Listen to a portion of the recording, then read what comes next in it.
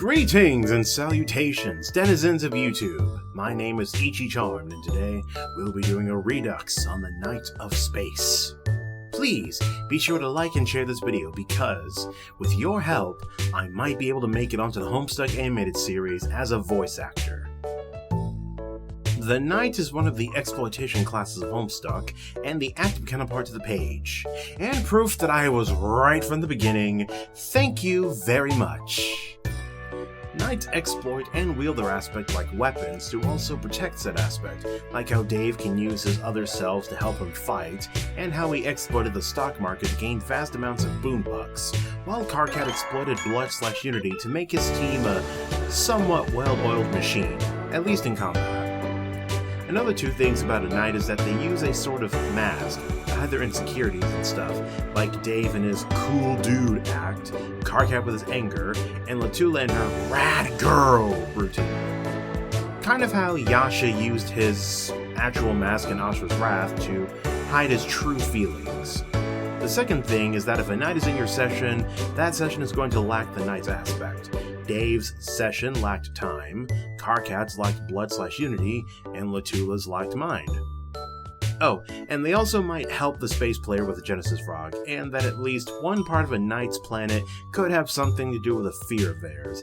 Dave's fear of loud noises with Lohak, and Carcat's fear of his own blood color with Lopa. The space aspect is the inverse of time and has to do with space itself, mass, physics, gravity, velocity, size, and creation.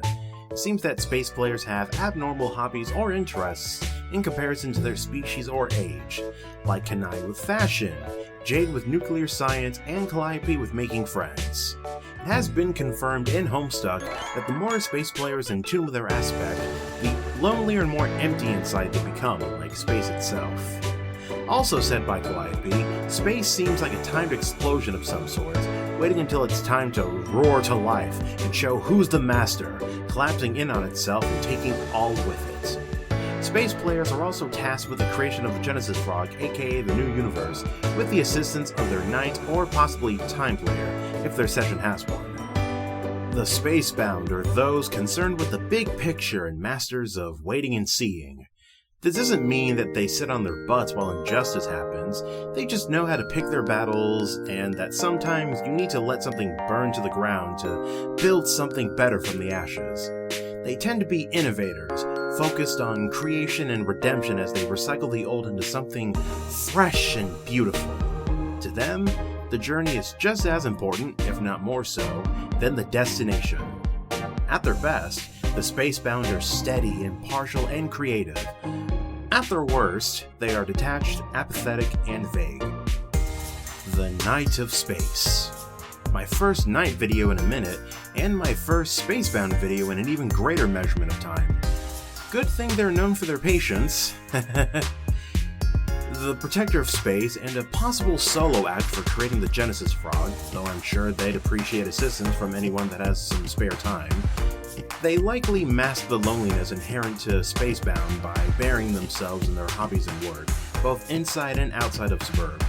And since they're both a knight and a Spacebound, they'd likely find creative ways to deal with handling the Genesis Frog if their allies are too busy to assist, like alchemizing robots or other forms of sentient assistance to cover their bases. Space is the aspect of creation, after all. As for powers, the usual kit for the Spacebound is given to them, shrinking and enlarging, increasing speed and velocity, mass, you name it. Even though I don't normally give god tiers in these videos weapons, I'd like to use my Knight of Space friend and his weapon of choice, the hockey stick and pucks, for example.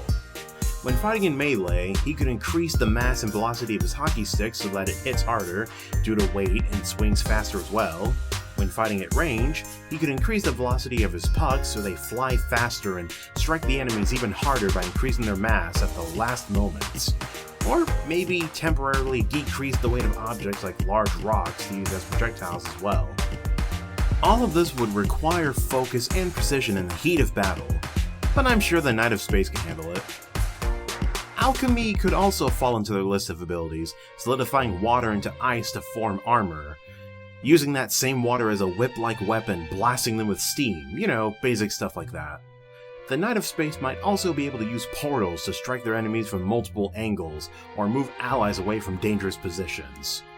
And finally, borrowing from just Sherrard, the Knight of Space might be able to expand the space between them and an attacking enemy, causing it to redshift. Like I mentioned in my last Knight of Space video, this warrior is a real jack-of-all-trades and potent fighter.